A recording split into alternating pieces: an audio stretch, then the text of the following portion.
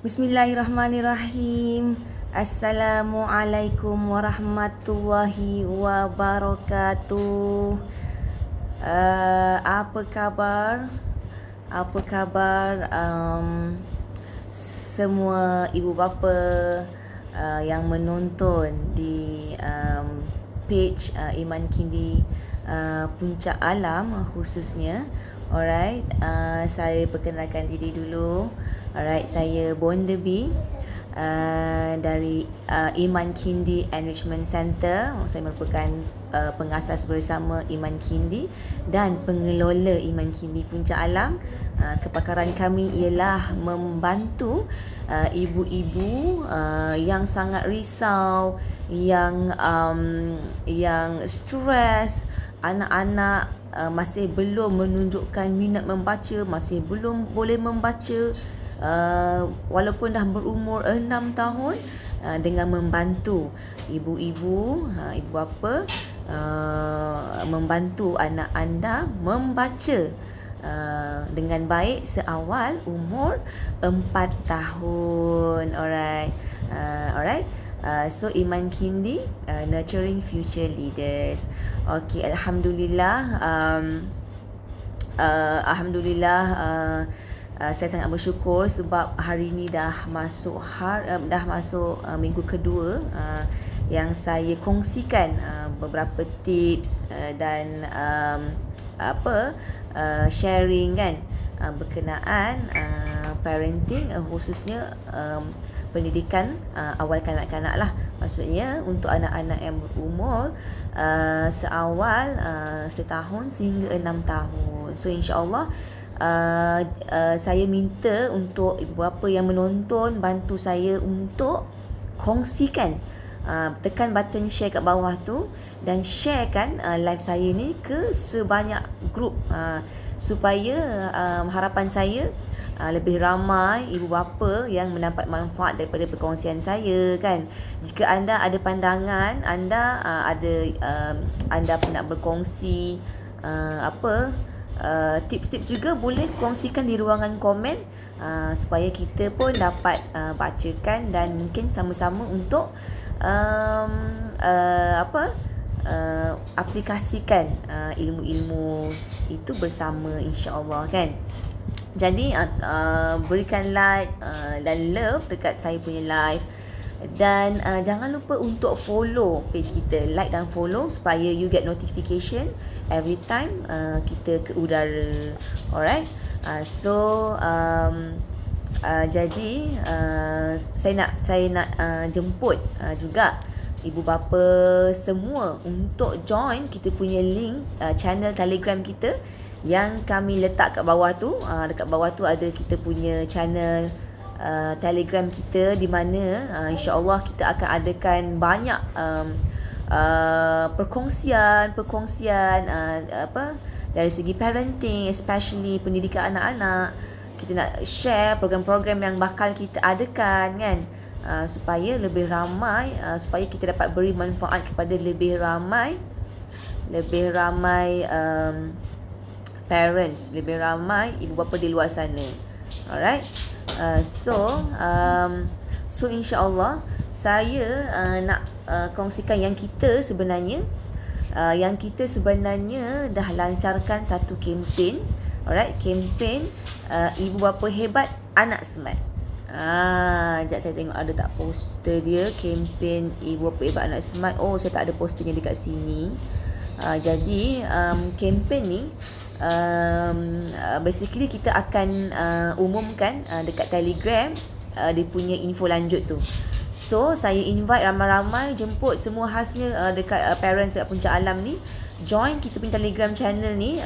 Nama Telegram ni adalah Community Ibu Bapa Hebat Puncak Alam.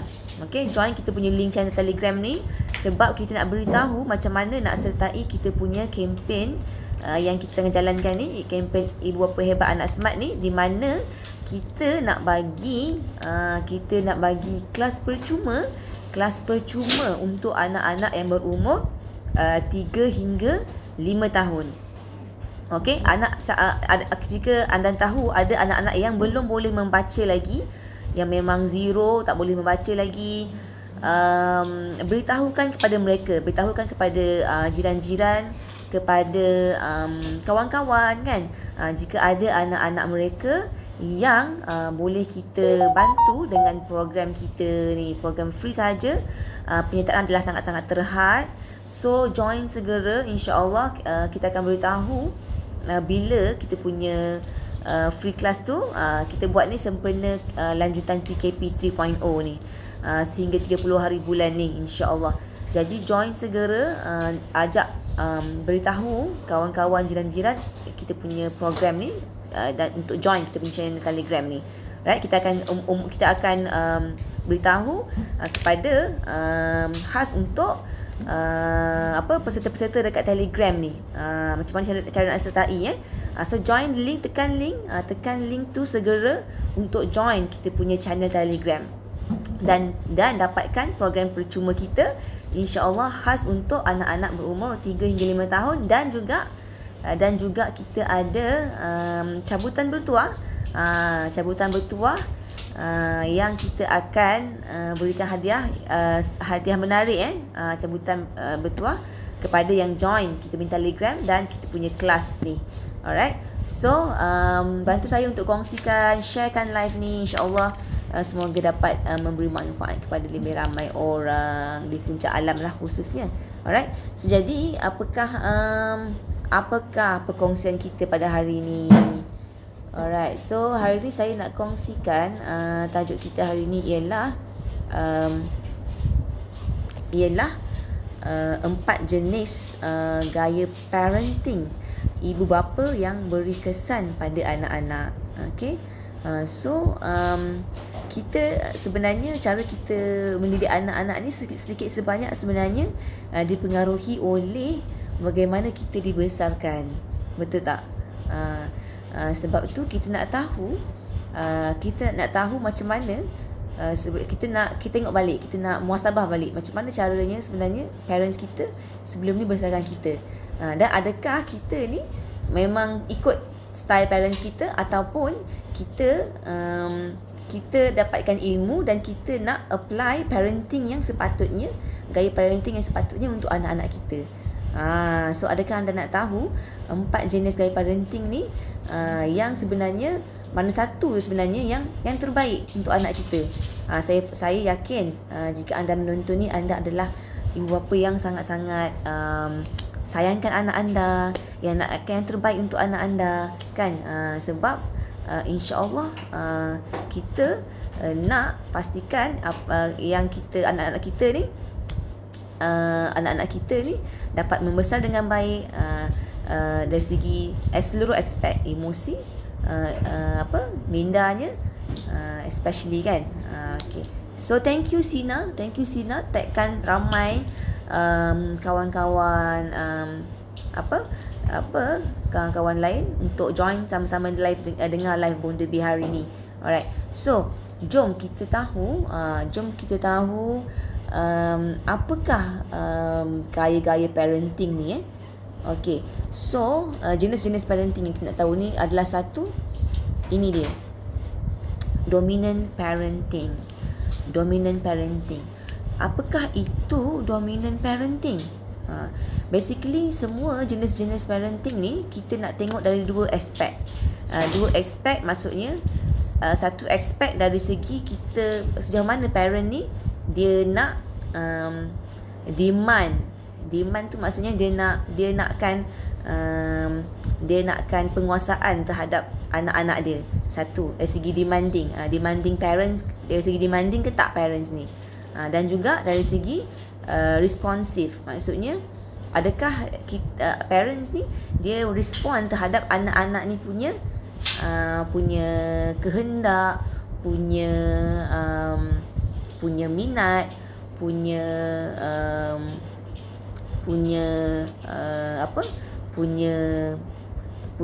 apa yang dia nak sampaikan. So dua faktor ni yang kita nak tengok, adakah parents ni sama ada kita ni terlalu demanding ataupun terlalu responsif, ataupun kita boleh dapatkan dua-duanya dengan balance. Alright, so dominant parenting yang number one ialah dominant parenting, di mana Okay Sina, thank you.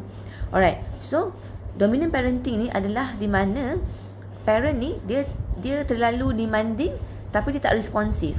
Maksudnya demand tu dia macam autokratif lah. Dia macam tak, you have to listen to me, I am always right. Macam tu, dominant parenting. So bila parents tu cakap sesuatu, nakkan sesuatu, arahkan sesuatu, dia tak bagi tahu sebab kenapa. Macam tu. Maksudnya, okay, you must listen to me. You have to do this. No question ask. Tak boleh bagi tahu, tak boleh jawab apa-apa, tak boleh tanya. Buat je. Maksudnya dia sangat-sangat dominan, sangat autokratif. Dia tak dengar pun ada nak cakap. Dia tak nak tahu pun anak ni punya kehendak, minat, dia tak nak dengar. So dominant parenting ni dia memang sangat-sangat memang kena ikut cakap parents. I am your mother contoh. So listen to me. So dia tak nak dengar apa nak dia cakap. So dia sangat-sangat dominan lah. So responsive tu memang tak. Maksudnya dia tak nak dengar apa nak dia cakap. Anak dia tak boleh nak question, anak dia tak boleh nak beritahu apa yang dia nak. So kesannya anak-anak ni dia akan jadi macam dia akan jadi pemendam, mungkin dia akan jadi agresif sebab dia tak dapat luahkan apa dia nak. Dia akan rasa sangat-sangat mungkin dari segi social skill pun dia akan rasa sangat-sangat rendah diri mungkin. So masuk anak-anak yang macam ni dia tak dapat kasih sayang. Macam tu.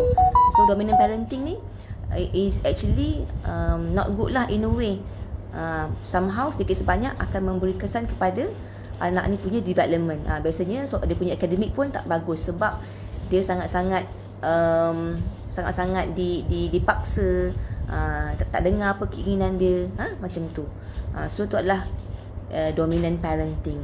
Okay, so kita tengok balik, adakah kita adalah parents yang dominant parenting, yang buatkan parenting yang dominan ni. Okay, alright. So seterusnya ialah yang tadi tu anak ni mungkin akan jadi rebel. Dengar tak suara saya? Adakah jelas suara saya? Boleh komen tak? Adakah jelas? Boleh komen kan? Alright. Okay. So dominant parenting so dia akan mungkin anak tu boleh jadi rebel sebab sangat-sangat menekan anak tu. Alright. Jelas Alright, thank you Sina. Alright. So seterusnya ialah permissive. Apakah permissive? Permissive ni iaitu parents ni dia sangat-sangat nak memenuhi keperluan, kehendak anak ni. Maksudnya dia tak ada disiplin, macam tu. So dia let the children do whatever dia nak. Maksudnya tak kisah nak makan apa, you boleh makan, nak pergi mana boleh pergi mana, nak balik pukul apa contoh. So permissive ni macam tak kisah, asalkan anak tu happy, nak membuatkan anak tu happy, so kita bagi je. Maksudnya kita macam nak sangat buat anak tu macam kita terlalu memanjakan anak tu contohnya. So inilah permissive punya parenting yang kesannya ialah dia boleh menyebabkan anak-anak ni rasa ego, rasa dia macam semua dia betul, sebab kita bagi dia nak buat apa pun suka hati daripada kecil, dia betul, semua dia betul, tak ada disiplin kan. So akademik pun dia akan jadi problem. Okay. Lepas tu mungkin lebih besar self esteem dia pun mungkin akan maksudnya dia akan lebih kepada, jika dia mengalami kesukaran dalam hidup dia bila besar nanti, dia mungkin akan lebih cenderung mengalami stres sebab dia tak biasa melalui kesukaran masa hidup dia masa kecil. So permissive parenting juga bahaya. Dia boleh spoil anak-anak ni dia rasa dia semua betul, susah nak terima cakap orang, dia susah nak terima cabaran, kesukaran dalam hidup dia. Dia akan mudah dapat anxiety, mudah rasa stres bila dia hadapi struggles, dia hadapi cabaran dalam hidup dia. So ini adalah permissive parenting. Maksudnya dia biar je, tak ada disiplin semua anak-anak dia. Alright? Okay. So dia tak demanding, tapi dia highly responsive. Dia sangat-sangat respond kepada anak dia punya kehendak. Okay? Alright. So yang ketiga, apakah yang ketiga? Yang ketiga ialah neglectful parenting. Neglectful parenting adalah parents yang dia tak kisah anak dia punya keperluan, dia tak demanding dan dia tak responsif. Maksudnya dia tak ada bonding. Mungkin mak dia ni terlalu sibuk, mak ayah dia sangat-sangat sibuk dua-dua ni, tak berikan perhatian kepada anak dia, ataupun mak ayah dia ni mungkin ada masalah rumah tangga kan, masalah kesihatan. So anak-anak ni dia tak dapat difokus, dia punya kehendak dia tak ada didengari, tak ada kasih sayang, tak diberi perhatian. So ini adalah neglectful parenting yang juga akan menyebabkan anak-anak ni rasa dia akan rasa tak dihargai, kan, betul tak? Dia akan rasa low self confidence, so dia akan ada masalah akademik dia. So self esteem dia mungkin terjejas. Dan juga anak-anak yang neglected ni, dia akan mudah involve dalam gejala-gejala sosial. Sebab dia rasa dia tak dipenuhi dia punya keperluan emosi dia oleh ibu bapa dia. Jadi sangat-sangat terdedah dengan masalah-masalah gejala sosial lah. Okay. So bahaya juga kalau kita ni parents yang sangat-sangat sibuk. Betul tak?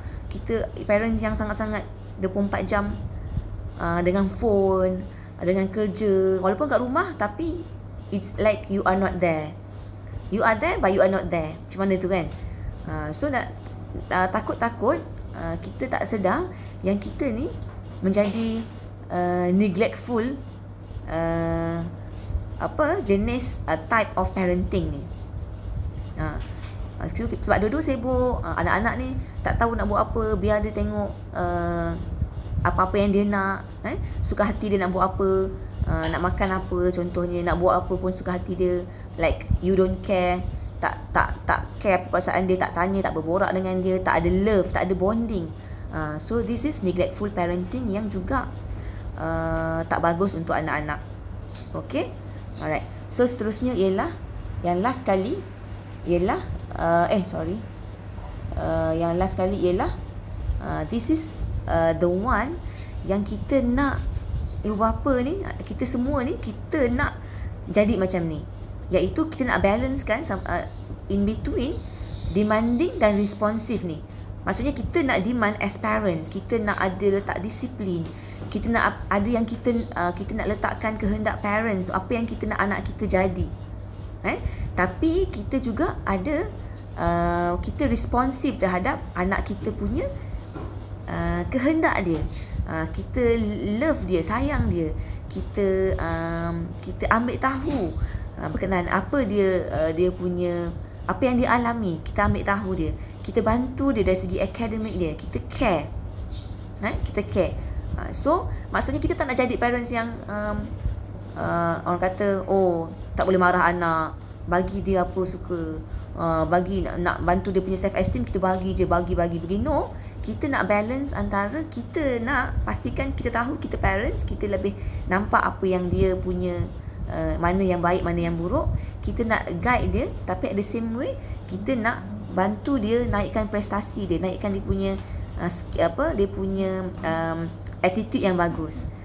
So walaupun kita kata okay, you have to study at what time, you have to focus, you have to behave yourself from what time to what time, you have to learn from this time you can play, this time you can ni, you ada rules, and you always advise apa yang you nak anak you jadi, mengikut apa yang you nak. Contoh you nak anak you jadi hafiz Quran contohnya, you always beritahu okay, nanti jadi hafiz Quran, nanti dapat nanti boleh bagi mami crown yang cantik sangat dekat syurga.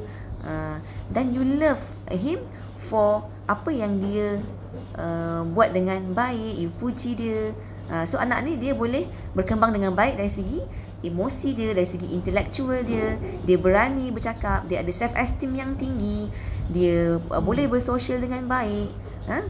So dia, bila parent yang macam ni, dia tak tengok dari segi akademik pun bagus. Maksudnya not really about the result, but sejauh mana anak ni usaha untuk buat yang terbaik.